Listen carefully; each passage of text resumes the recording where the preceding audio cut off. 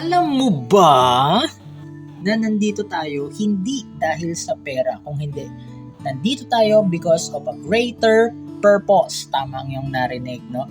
So, hindi ka ba nagtataka na kahit magkaroon ka ng maraming pera, mabili mo yung mga ganitong bagay na gusto mo, na-achieve lahat ng mga gusto mong makain, mapuntahan, o kung ano-ano pa, hindi ka pa rin nasasatisfied. Parang may emptiness ka pa rin na nararamdaman. Yon ay dahil hindi ka nakadesign para pasayahin lang ng pera. Nandito ka para i-fulfill yung purpose na binigay sa'yo ni Lord. Yan, di ba?